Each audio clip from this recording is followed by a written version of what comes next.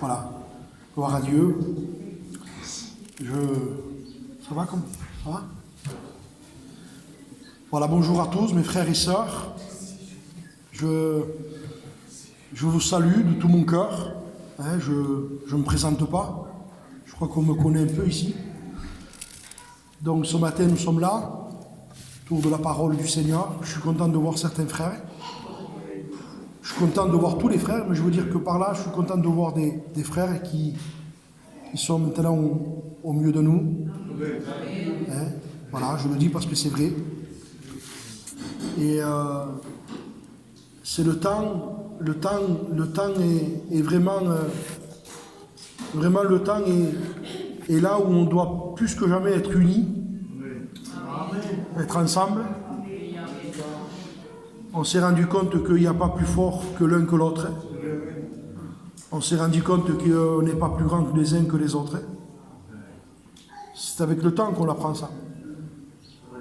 On a appris, et on apprend encore, qu'on n'est pas meilleur que les uns que les autres. Et que si quelqu'un ce matin serait beaucoup meilleur que tous, eh bien que celui, disait Jésus, qui est très grand, soit votre serviteur. Donc nous voulons écouter la parole de Dieu. Ce matin, je suis partagé dans mon cœur. J'ai certaines pensées qui me sont venues. Mais en vous regardant, il semblerait que le Seigneur m'a, dans mon cœur, il y a comme un autre message qui vient. Alors je voudrais vous faire une lecture dans la parole de Dieu. J'ai pris ce texte il y a quelques jours.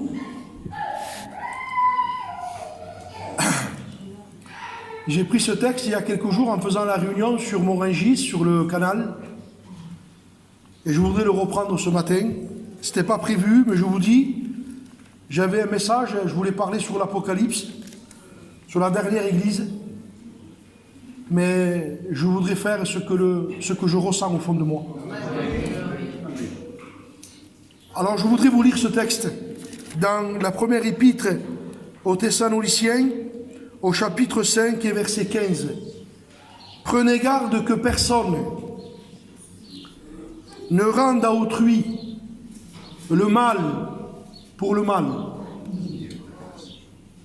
Prenez garde que personne ne rende à son prochain le mal pour le mal. 1 Thessaloniciens chapitre 5 verset 15. C'est dans le Nouveau Testament. Prenez garde que personne ne rende à autrui le mal pour le mal, mais recherchez toujours le bien. Recherchez toujours le bien. C'est pas facile, Il ne dit pas rechercher de temps en temps le bien. Recherchez toujours le bien. Soit entre vous, soit envers tous.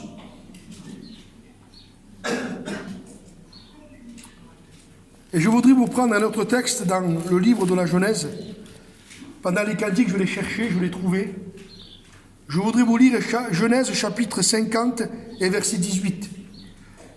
Ses frères, dont les frères de Joseph, virent eux-mêmes se prosterner devant lui et lui dirent « Nous sommes tes serviteurs. » Joseph leur dit « Soyez sans crainte, car suis-je à la place de Dieu ?» Et des fois, on se prend pour la place de Dieu. Joseph dit, moi je ne suis pas à la place de Dieu. Et écoutez ce verset. Vous aviez médité de me faire du mal.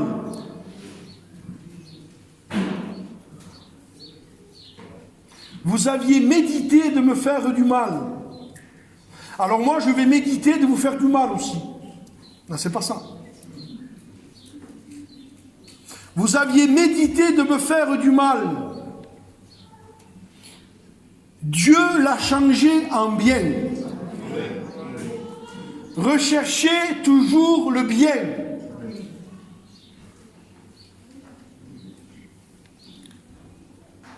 pour accomplir ce qui arrive aujourd'hui et pour sauver la vie d'un grand peuple.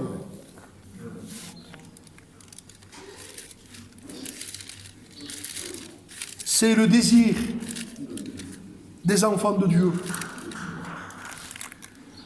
La Bible dit rechercher l'amour. C'est le désir de celui qui a rencontré Jésus.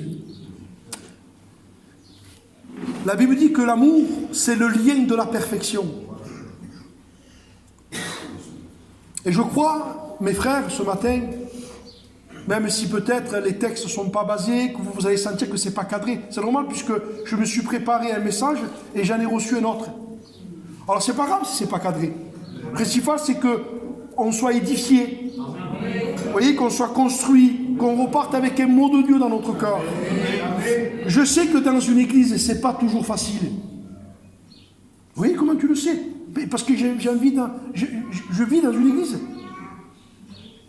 C'est pas toujours facile. On n'a pas tous la même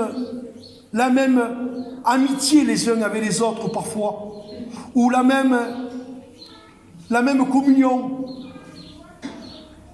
On a tous des caractères différents.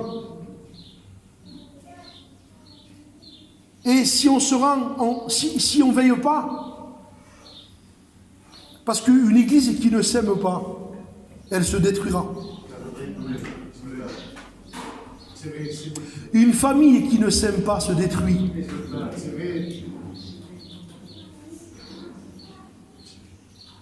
Et je me suis rendu compte dans les familles dans le monde, c'est quand elles étaient pauvres qu'elles s'aimaient. Et la Marthe me fait chaud. Oui. Et quand elles sont devenues riches, elles se sont plus aimées. Donc ça veut dire que quand on est pauvre et qu'on est conscient de notre pauvreté devant Dieu, heureux les pauvres en esprit, qu'on est toujours là, Seigneur, tu me laisses de tout. Je ne passe mieux que ça, Seigneur, je suis pauvre, Seigneur, j'ai besoin de toi. Alors tu te mets à comprendre que tu as besoin d'aimer tes frères aussi, parce qu'ils sont pauvres comme toi. Mais quand on commence à devenir riche, c'est-à-dire on commence, je prie, je lis, moi je sais, et il est là le problème. C'est que ta connaissance que tu as, ta richesse te permet de faire du mal à tes frères. Alors, moi je suis riche, toi tu es pauvre, tu comprends, et tu vas constamment me demander 50 €. Alors, comme tu es pauvre et moi je suis riche, donc on va s'écarter. C'est pour ça que les familles dans le monde, elles s'écartent. Et vous verrez toujours des pauvres ensemble, et s'il y en a un qui devient riche, il s'écarte, lui, il devient tout seul. Il s'en va loin. Pourquoi? Parce qu'il dit, ils vont toujours me demander, parce qu'il est conscient de sa richesse. C'est un malheur quand on est conscient qu'on a quelque chose de Dieu. Alors, faut-il faire le humble plus que le humble? Faut-il faire celui qui dit, moi j'ai rien? C'est pas l'humilité ça. C'est pas ça l'humilité. Un jour David a dit, avec beaucoup d'amour, il a été voir Saül, il a poussé tout le monde avec amour, il a dit, écoute, t'inquiète pas, ton serviteur ira se battre lui. Il n'a pas fait l'humble. Il n'a pas dit non, moi j'y vais pas, j'ai peur. Il a dit moi j'y vais, je vais le tuer.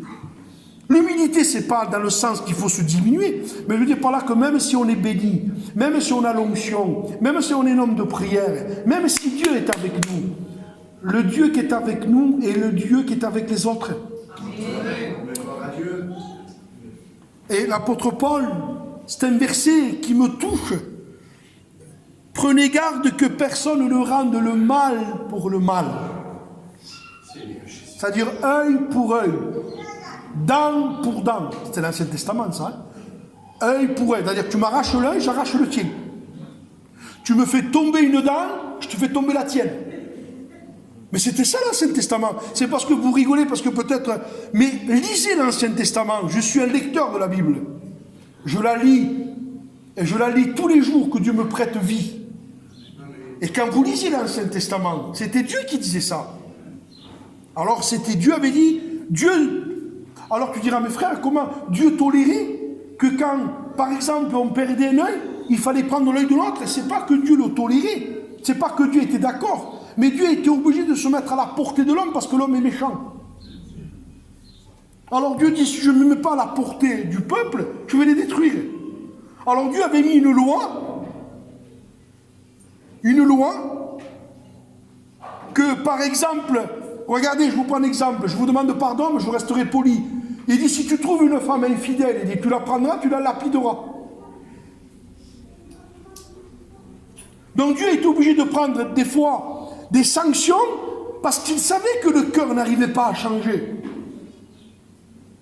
Parce qu'il connaît notre cœur. Mais nous, par la grâce de Jésus-Christ, c'est ce que dit Paul aux Éphésiens. Ce matin, j'ai lu l'épître aux Éphésiens. C'est par la grâce que vous êtes sauvés. Cela est un don de Dieu. Ça ne vient pas de vous. Dieu nous a sauvés, il nous a donné un cœur nouveau. Et vous vous rappelez de cet homme qu'on appelle l'homme selon le cœur de Dieu. Et en lisant le passage de Joseph, qui ce matin ne pourrait pas dire, il en a bavé, hein? Bah, ils ont été méchants avec lui quand même, hein? Parce que si vous êtes méchant avec les gens et que les gens sont méchants avec vous, vous allez dire, eh bien, je vais récolter ce que j'ai semé. Mais quand vous êtes juste et bon, et qu'on vous fait du mal, c'est là où vient le combat. Vous me comprenez ou pas? Ben oui. Joseph a été mis en prison parce qu'il a fait le bien. C'est pas logique, hein? On me met en prison parce que je fais le mal. Imaginez que quelqu'un vienne me voir ici, me dit, monsieur, oui, je suis agent de police, je vous mets en prison, pourquoi? J'ai rien fait, monsieur. Mais justement, parce que vous avez rien fait, vous allez en prison. Mais regardez, l'incompréhension en vous. Maintenant, si vous avez fait le mal et vous allez en prison, vous savez que c'est justice. Mais là, vous y allez et vous n'avez rien fait de mal. Et c'est là où vient le combat dans le cœur du chrétien. C'est je fais rien de mal et on me fait du mal. J'ai rien dit. Et on me dit. Je respecte. Et on me manque de respect. Je parle avec amour. Et on me fait du mal. Et sans se rendre compte, l'Église tombe dans une logique humaine. C'est la logique de la justice et de l'injustice. Donc je vis par la justice et l'injustice que les gens me font. Tu me parles, je te parle. Ma femme fait casse. Et Jésus dit, si vous saluez seulement vos frères, que faites-vous d'extraordinaire? Vous comprenez que la parole de Dieu est un miroir et elle nous éclaire. Et Jésus dit, si vous aimez ceux qui vous aiment, quelle récompense méritez-vous? Mais c'est normal. Comment vous voulez pas que j'aime Michel? Il me fait cas, il m'invite à prêcher, et peut-être un jour il me dira, tu es mangé? Car je l'aime, Michel, moi.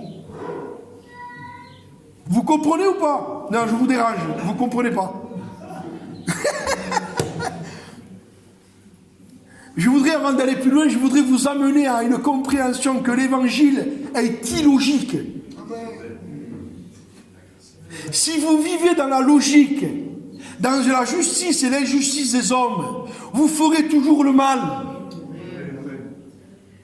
Et Paul, il le sait ça. Il dit, alors je voudrais vous dire, ne rendez pas le mal pour mal. Oui, mais il m'a fait du mal. C'est pour ça que je lui ai fait du mal. Paul dit, non, ne rentre pas dans ce système, toi. Toi, tu es mon église. Toi, tu es mon fils, tu es ma fille. Toi, je t'ai racheté, je t'ai donné un cœur nouveau. Toi, tu ne vis pas la manière du monde, tu n'as pas la logique du monde. Alors Paul dit, prenez garde, c'est un avertissement. Prenez garde que personne ne rende le mal pour le mal. Parce qu'il faut dire ce qu'il y a entre nous.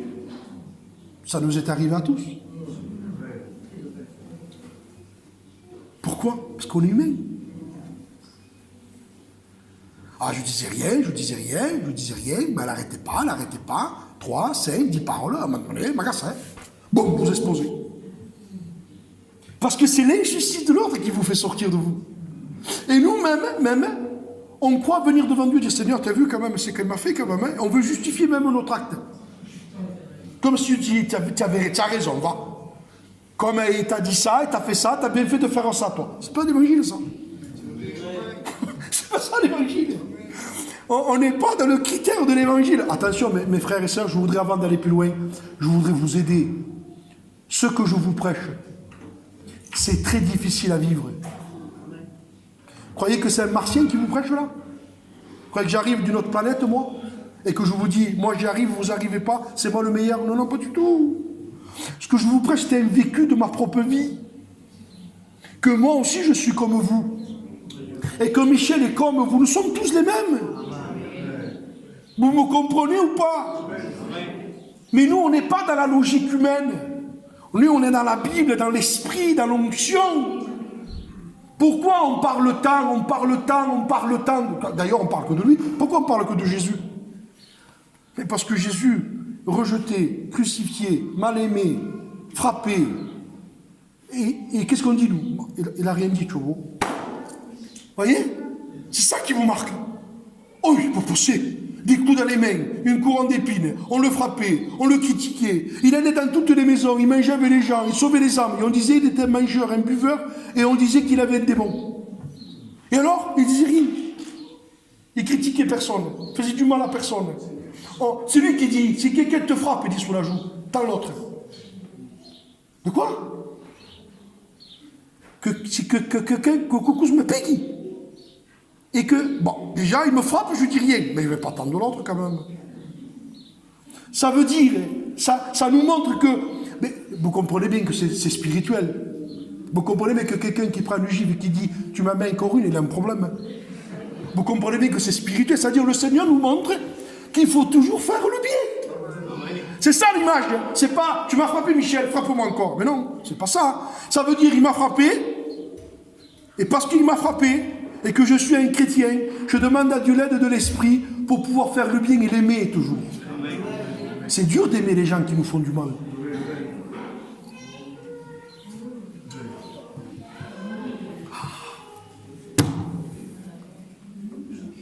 Excusez-moi si je vous embête ce matin, mais c'est très difficile d'aimer les gens qui nous font du mal.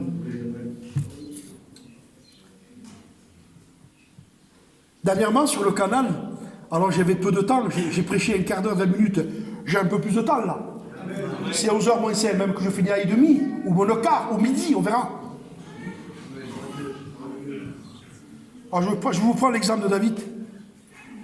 On va parler de David et de Joseph. Il est logique que Joseph soit jeté dans une citerne. Vous savez, j'ai écrit quelque chose, je ne sais pas où je l'ai mis. Dans la vie d'un chrétien, il y a 3... Bien sûr, mais c'est une image. Dans la vie de Joseph, il y a eu 3 points culminants. Alors, je vous explique. La vie de Joseph, elle se comporte... Si vous parlez de Joseph, il faut que vous ressortiez ça.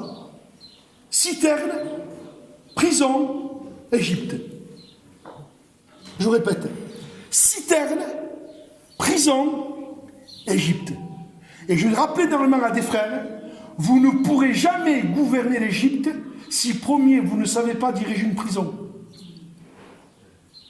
Ça veut dire qu'on ne peut pas s'occuper de l'Église si on ne sait pas s'occuper de sa maison.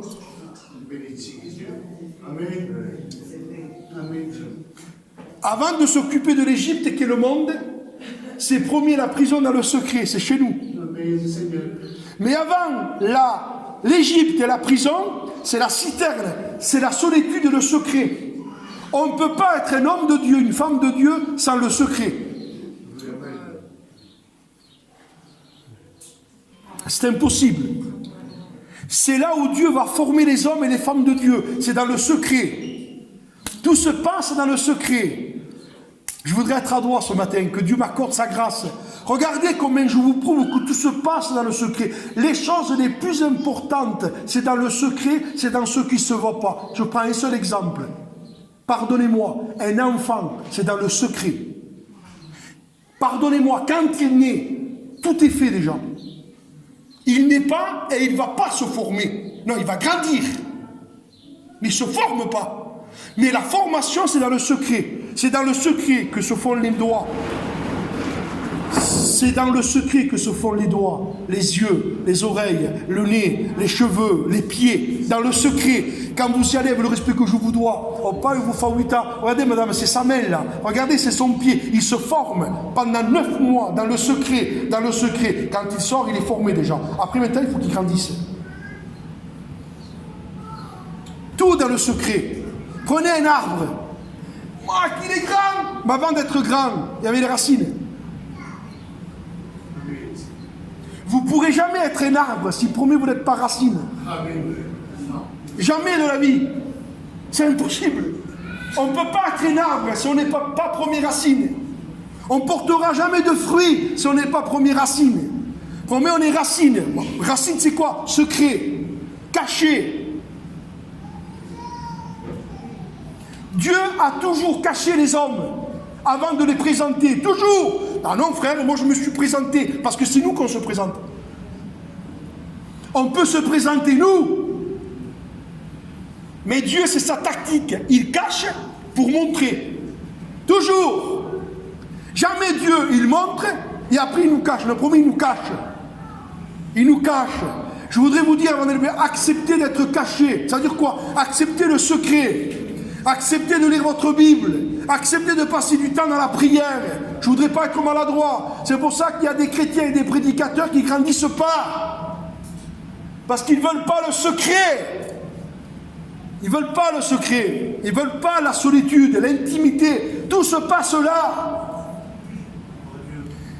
Et Joseph, avant d'être en Égypte, avant d'être sur le podium, avant d'être sur l'estrade, un jour j'ai fait une réunion à Montpellier, et un petit jeune m'a dit « Ah, il était jeune, hein ?» Il m'a dit « Marc, j'aurais voulu faire la réunion comme toi. » J'ai mon fils, il te faut 23 ans. J'ai mis 23 ans pour faire la réunion comme ça.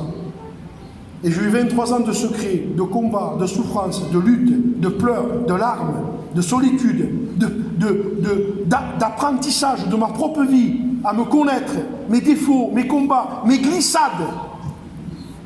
On en a des glissades. Hein?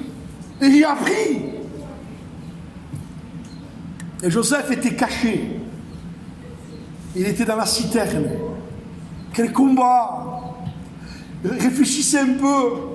Vous avez votre belle petite tunique de plusieurs couleurs. C'est votre Père qui vous l'a donnée. C'est la tunique de l'approbation. C'est la tunique de l'onction. C'est la tunique de votre Père qu'il vous a donnée. Il vous la donne.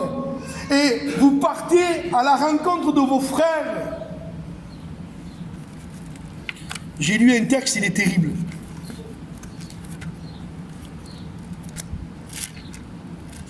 Je vous le lis, regardez, Genèse, chapitre 37, et verset 23. Lorsque Joseph fut arrivé auprès de ses frères, il accueillirent, lui donnèrent des gâteaux, et il aimèrent. Lorsque Joseph arriva auprès de ses frères, ils le dépouillèrent. Comment c'est possible? Comment on peut aller vers des frères et que ces frères vont nous dépouiller? Pourquoi? Parce qu'il y a l'école. Et la plus grande école, j'ai remarqué, c'est dans ton église. C'est pour ça que des fois vous avez dit, moi je ne vais plus à l'église. Vous l'avez dit ou pas? Ça vous est arrivé? Ça vous est arrivé d'avoir des crises? Ça vous est arrivé? On appelle ça des crises spirituelles. Vous ne voulez plus aller à l'église, vous ne voulez plus voir les frères.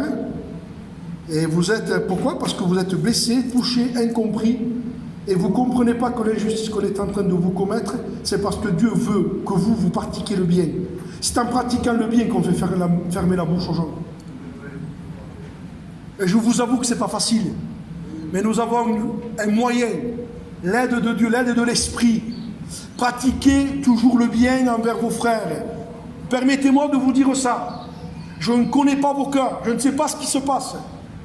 Mais si on ne pardonne pas nos frères, on ne peut pas avancer dans la vie chrétienne.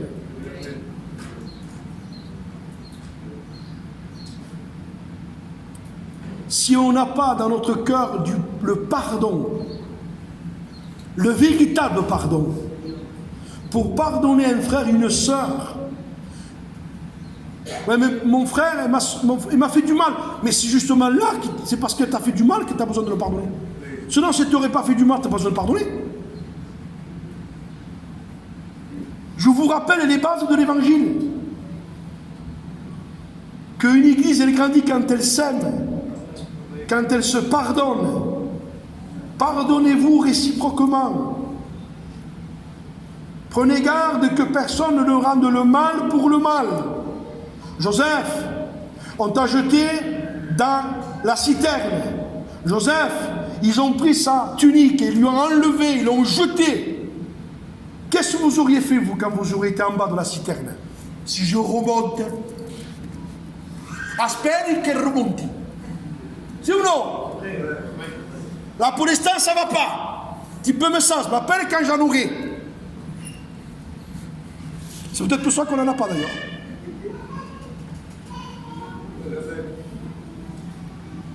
Attends que je remonte de la citerne. Attendez, j'arrive. Dieu me sortira de là-bas. Dieu vous donnera la pague de Dieu. Non, mais moi, je ne rigole pas, moi, parce qu'on parle comme ça aujourd'hui. Et on fait l'œuvre du diable. On met le foulard et on prie. Et on ne parle pas à une sœur et un frère, on ne veut pas pardonner. On se venge. Pourquoi Jésus dit dans le Nouveau Évangile, Paul, ne vous vengez pas vous-même, bien-aimés? Mais pourquoi il dit ça, Michel? Je ne comprends pas, moi, ce que Paul prête là. Il dit aux chrétiens, ne vous vengez pas. Non, ça veut dire qu'il y en a qui se vengent.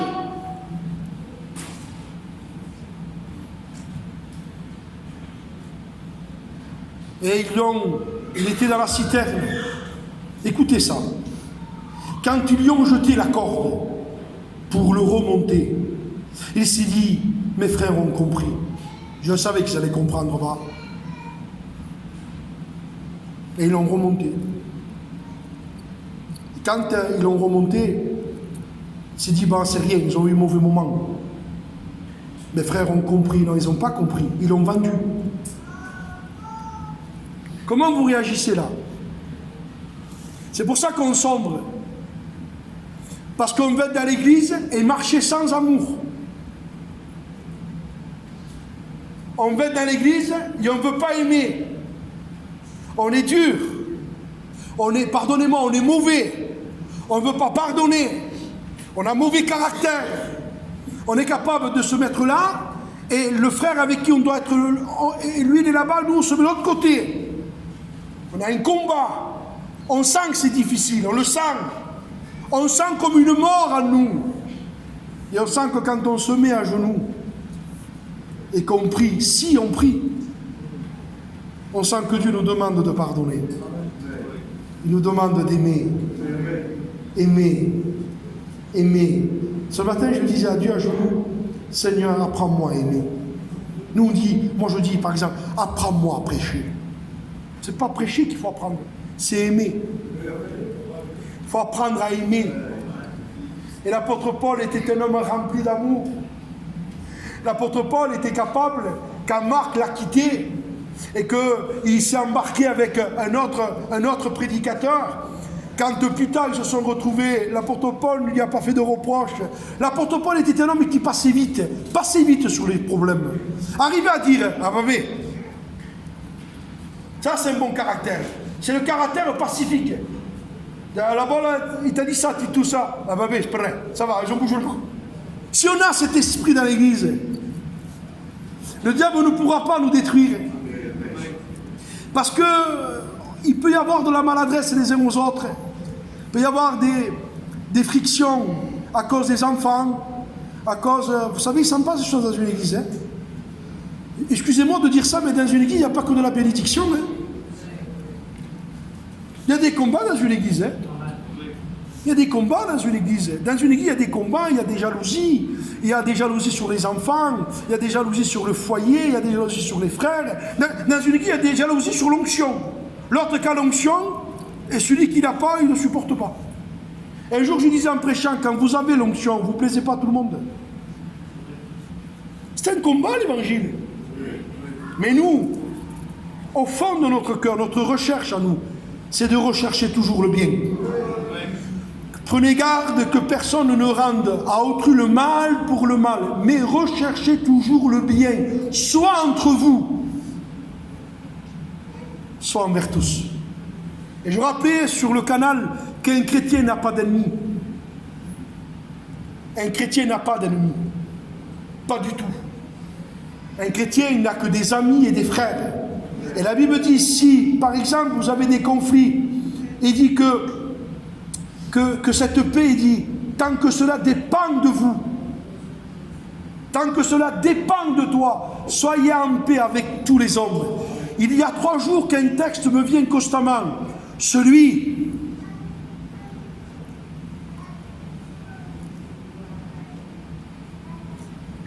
qui recherche la paix C'est dans Matthieu ça.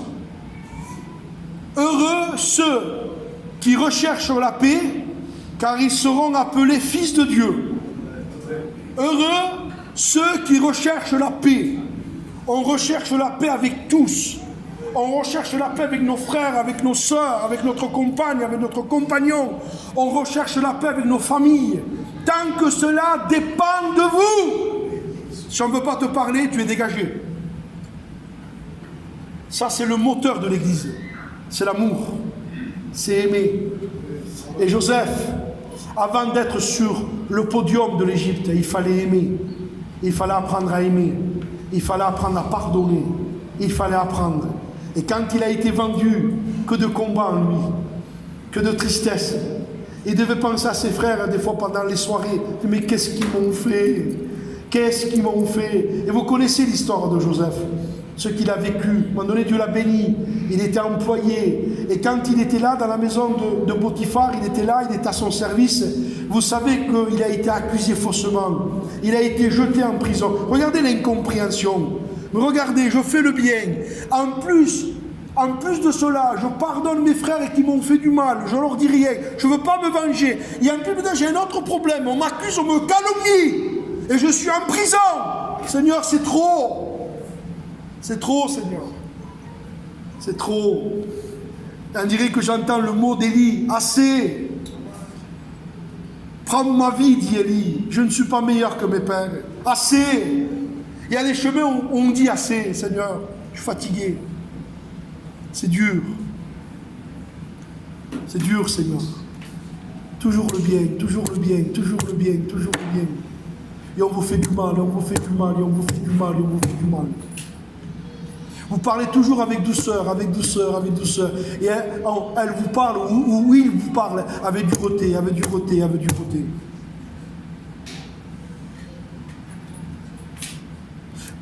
C'est toujours vous qui l'appelez. Elle, lui, il ne vous appelle jamais. C'est toujours vous qui lui dites bonjour. Lui, il fait semblant de ne pas te voir. Toujours le bien, toujours le bien, toujours le bien. Et vous savez quand c'est qu'on le fait ça? C'est quand nos yeux sont sur lui. Dis que vous faites ça. Boum, ça y est, vous tombez. Dis que vous détournez vos regards de lui. Vous rentrez dans la logique. Je vous le dis parce que je l'ai vécu. Ce que je vous prête, c'est un vécu. Mais Dieu nous permet la repentance.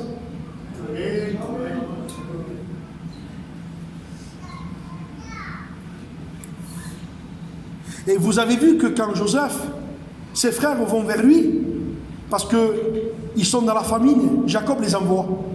Avez-vous remarqué que Joseph est en train de les éprouver? On sent qu'il a un combat. On sent qu'il voudrait se venger, mais il craint Dieu. On sent qu'il voudrait, mais il ne peut pas, il craint Dieu. Il craint Dieu, il aime Dieu. Il dit, je ne peux pas. Il y a des fois les choses qu'on voudrait faire, il dit, je ne peux pas. Je ne peux pas, Seigneur. Je ne peux pas parce que toi tu me dis non, tu me dis de ne pas le faire. Pardon, Seigneur. J'ai besoin de ton cœur, j'ai besoin de tes sentiments. J'ai besoin d'aimer mes frères. J'ai besoin d'aimer mes frères. Pardon parce que, Seigneur,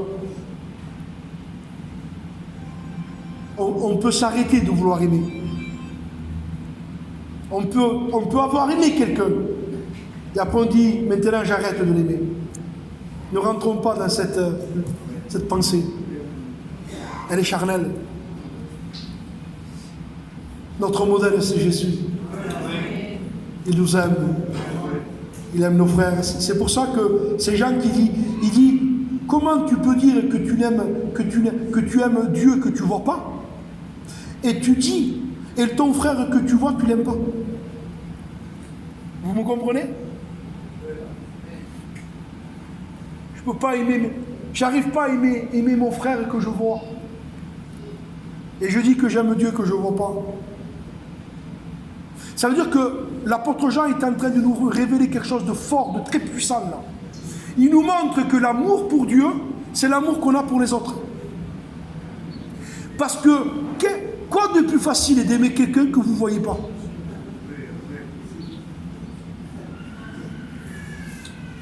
Il n'y a pas plus facile que d'aimer Dieu. Oh ben on se passe. Dieu, tu ne le vois pas. Il ne te contrarie pas. Il ne te parle pas. Quand tu pries, il est là. Et quand tu le négliges, il ne te dit rien. Quoi de plus facile d'aimer quelqu'un que vous ne voyez pas? Alors il dit, tu m'aimes? Ah Seigneur, t'es qui alors? Parce que je suis espagnol aussi. Ma colonie germaine là. Je t'aime Seigneur. Alors il dit, si tu m'aimes, il dit, prouve-le, aime tes frères. C'est la preuve. Et ce matin, je suis avec vous. Si vous vous êtes relâché de vouloir aimer vos frères, c'est parce que dans votre cœur, vous avez diminué dans l'amour pour Dieu.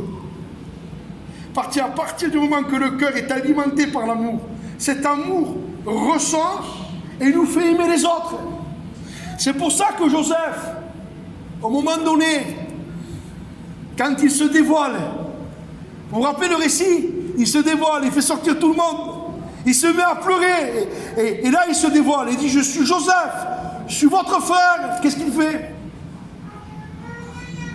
Il est dit qu'il les embrassa tous. Et chaque fois qu'il embrassait un frère, il pleurait. Il pleurait. Il les aimait. Et je comprends un texte, je ne sais plus où c'est qui, je crois que c'est Cantique des Cantiques.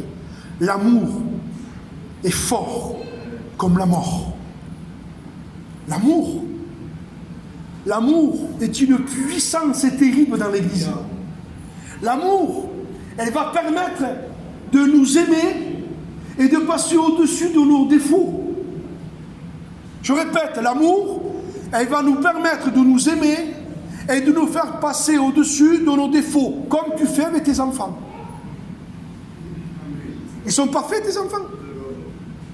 Ah non, ma femme mourit. Tu vois que tu les aimes.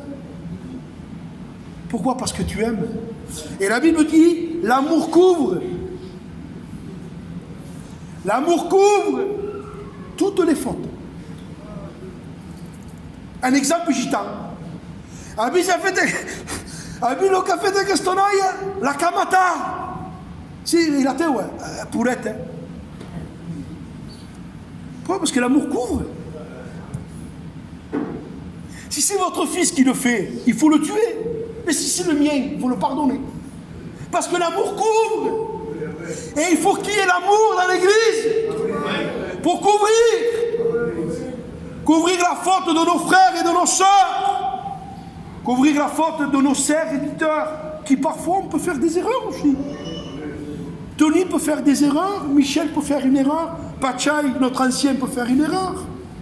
Eh bien l'amour, elle couvre. Et demain c'est Tito qui fait une erreur, eh bien mon amour le couvre. Il ne vit pas dans le péché, il ne va pas dans le monde, il a fait une faute. Maman sans faute, eh bien pas qui ils sont pas qu'on le battre. C'est rien, demain j'irai le voir. Je couvre. Faut couvrir. Il s'est fâché, mais arrive un moment. Ça arrive. Ça arrive d'avoir un mauvais moment.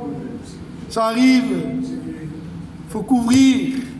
Il faut que Dieu nous aide à couvrir les fautes de nos frères et de nos sœurs.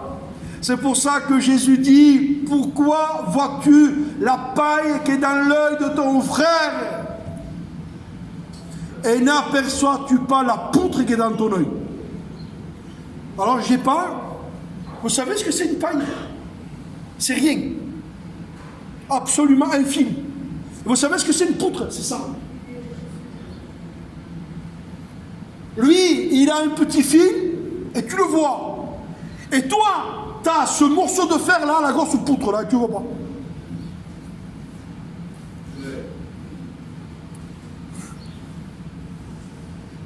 Des fois, moi, Coukouti, il a un petit fil, qu'on a tous des fils.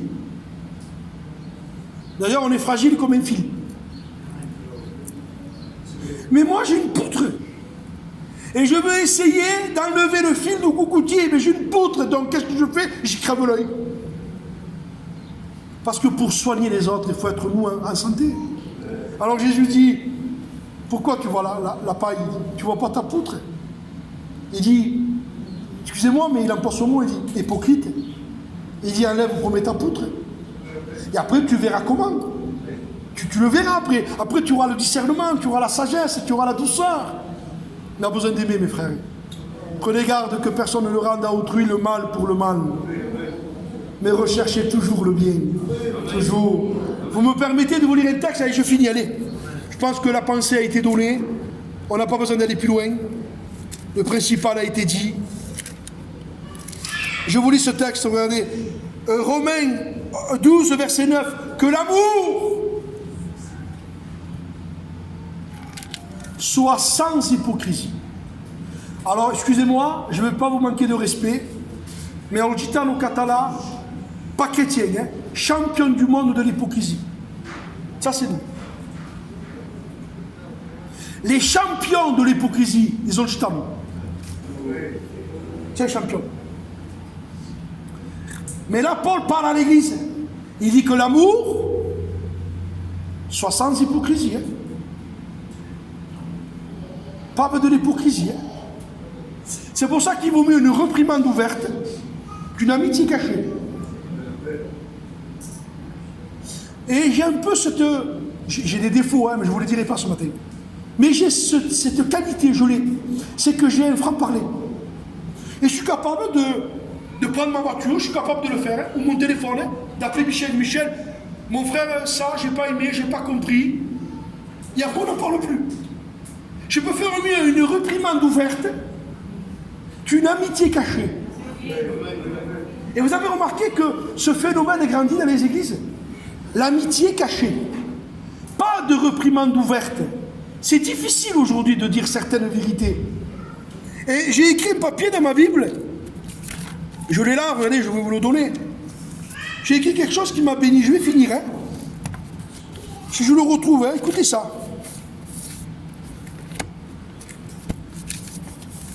Regardez, je l'ai là. Le trouble vient de ceux qui pêchent. Vous êtes d'accord avec moi?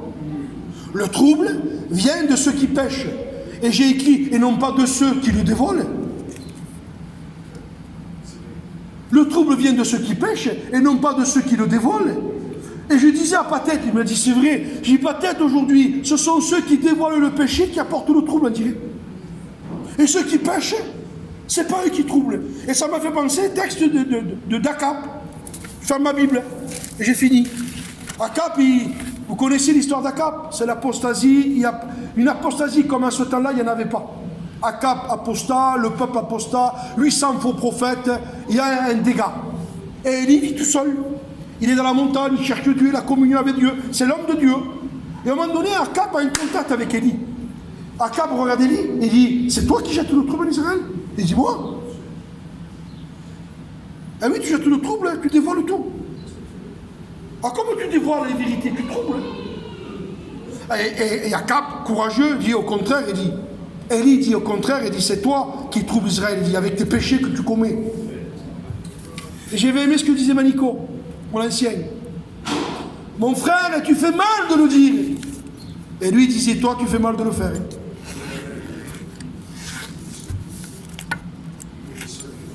Tu fais mal de le dire.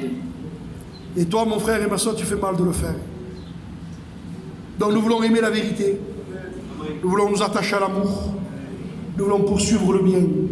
S'il y a eu des petites frictions, pardonnez-vous vite. Ne gardez rien dans votre cœur. Ne gardez rien dans votre cœur. Votre cœur est un jardin.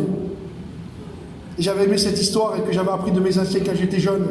L'histoire est d'un homme qui est dans son jardin. Et il y a un mur très élevé. C'est une histoire qui dit ça. Il est dans son jardin, lui. Son travail à lui, c'est que de l'autre côté du mur, le diable, une pierre, dont lui, chrétien béni, prend la pierre, il la rejette. Le diable, une autre pierre, il la reprend, il la rejette. Mais à un moment donné, l'histoire dit que ce chrétien, quand il a reçu une pierre dans son jardin, il était occupé. Puis il en a reçu une, il était occupé à faire autre chose. Puis deux, puis trois. Puis après, il y en avait tellement qu'il n'avait plus. Quand il en jetait une, il en restait 7 ou 8. Mais pendant qu'il jetait une, les 8 qui restaient, il y a une autre qui revenait. Ça veut dire que quand on ne prend pas soin du jardin, et qu'on laisse rentrer les choses dans le cœur, Ne laissez pas rentrer les choses dans votre cœur. N'acceptez pas les pensées diaboliques. N'acceptez pas de la colère, de la haine, de la méchanceté. Que toute espèce de méchanceté disparaisse du milieu de vous. Que toute amertume, toute clameur, qu'il n'y ait pas ces choses. Alors tu vas me dire, et je finis, pasteur, je n'y arrive pas. Ce matin, j'ai dit quelque chose à ma compagne. J'ai dit, tant mieux qu'on n'y arrive pas.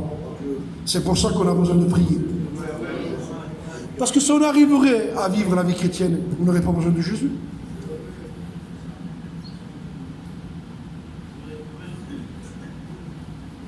Si tu arriverais à vivre la vie chrétienne, on n'a pas besoin de Jésus. Pour qu'il fait plus là. Quand j'y arrive. Mais je suis conscient que j'arrive pas. Mais comme j'arrive pas, alors je prie. Vous êtes conscient que vous n'y arrivez pas?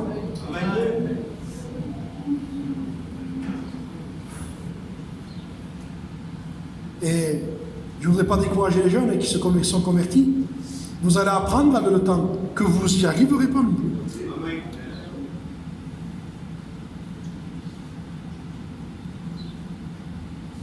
Parce que vivre l'évangile, c'est un miracle.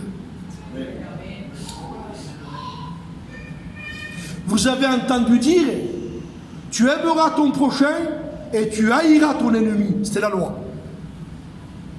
Ça va, tranquille. Merci Seigneur. Tu m'aimes, je t'aime, c'est mon ennemi. Il dit, tu peux l'haïr.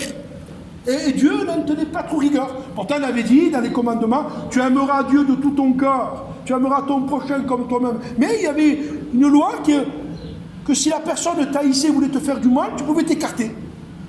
Mais Jésus dit, mais moi je vous dis, ça c'est plus la loi, c'est moi qui vous le dis, aimez vos ennemis, priez pour ceux qui vous persécutent, bénissez ceux qui vous maudissent,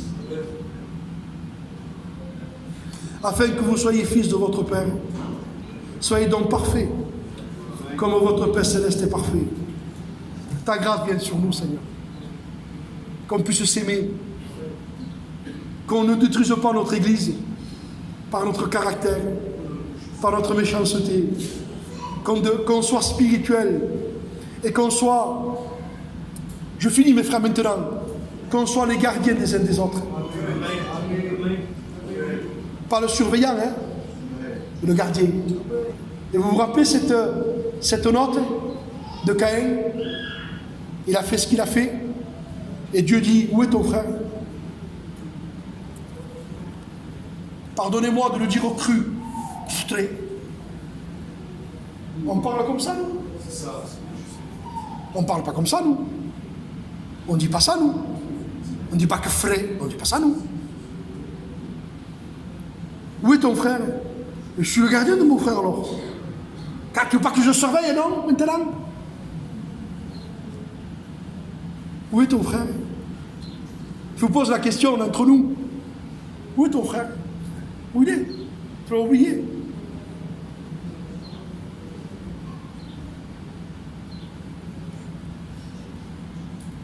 Où est ton frère? Suis-je le gardien de mon frère? Qu'as-tu fait? Qu'as-tu fait, Caïn? La voix de ton frère crie jusqu'à moi. Parce que la voix d'Abel crie vengeance. C'est pour ça que le sang de Jésus parle mieux que celui d'Abel, parce que le sang d'Abel crie vengeance, le sang de Jésus crie pardon. Où est ton frère? Où sont vos frères? Quand on s'aime, quand il y a de l'amour. Là maintenant, je finis. Parce que là, c'est la conclusion maintenant. Il y eut un homme qui descendait de Jérusalem à Jéricho. Il tomba au milieu des brigands qui lui donnèrent des coups, le laissant à demi-mort. Puis il est par terre, quoi. Il est blessé. Qui c'est? Un frère, une soeur, une église, un pasteur. Puis il arriva un sacrificateur. Celui qui a le titre, vous savez. Il passa outre.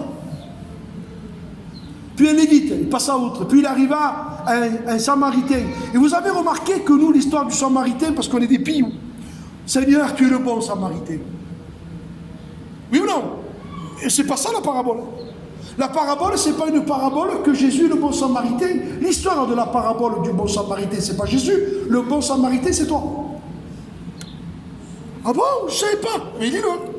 C'est pour ça que Jésus dit au docteur de la loi, le sacrificateur, le Lévite et le bon Samaritain, les deux ont passé outre, mais le Samaritain s'est arrêté. Il a soigné, il a béni, il a versé de l'huile et du vin, il a aimé, il a mis sur sa monture. Ça veut dire qu'il est descendu de son cheval, lui. Et il a mis le malade sur son propre cheval, et lui à pied. Et un jour, je disais en prêchant, comment ça se fait que ce malade s'est laissé conduire par le bon Samaritain? Vous savez pourquoi il s'est laissé conduire? Parce qu'il a vu qu'il aimait. Et vous savez pourquoi des fois on n'arrive pas à conduire les gens? Parce que les gens ne veulent pas qu'on les conduise, on ne les aime pas. Il a soigné, il a aimé. Tu m'aimes, tu me soignes, tu me mets du vin et de l'huile, tu prends soin de mes plaies, m'estimes. Et en plus tu me mets sur ton cheval et toi tu marches à pied, car je te suis. Je suis avec toi. Et c'est pour ça que les gens ne sont pas avec nous, parce qu'on ne les aime pas. Et quand on les aime, les gens sont avec nous. Bon, des fois, on peut les aimer, ils ne sont pas avec nous quand même. Hein. Ça arrive aussi. Mais je veux dire par là que quand on aime, parce que des fois, Paul aimait, il y a des gens qui n'étaient pas avec lui. Hein. Mais quand on a fait ce qu'on devait faire, et Jésus dit au docteur, lequel de ces trois te semble avoir été le prochain de celui qui est tombé? Le docteur, il dit, c'est celui qui a exercé l'amour. C'est le Samaritain. Et Jésus dit, eh bien toi, il dit, va et fais de même. Fais de même. C'est-à-dire, aime, soigne. On a besoin d'aimer. Que ton amour vienne dans nos cœurs, Seigneur. On prie.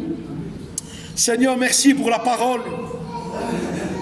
Combien, Seigneur, je veux m'attacher à ce texte. Je veux rechercher toujours le bien. Et je sais que ce n'est pas toujours facile. Mais je te demande grâce. Je me rends compte que cet évangile que tu me demandes de vivre, je suis incapable de le vivre. Je suis capable de prêcher, Seigneur, de faire beaucoup de choses pour toi. Mais aimer mes ennemis, je ne suis pas capable. Bénir ceux qui me maudissent, je ne suis pas capable. Prier pour ceux qui me maltraitent, je ne suis pas capable, Seigneur. Je l'ai vu dans ma vie que je n'étais pas capable de vivre ce que toi tu as vécu. Toi, tu as aimé ceux qui t'ont crucifié. Tu les as aimés. Seigneur, tu es un Dieu d'amour. Seigneur, je te prie de m'accorder grâce pour que tu me mettes dans mon cœur ton amour.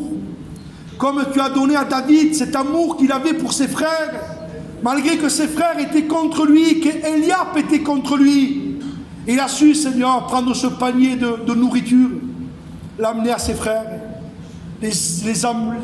l'amener, les aimer, prendre même de leurs nouvelles. Pour ça qu'il a tué Goliath, Seigneur.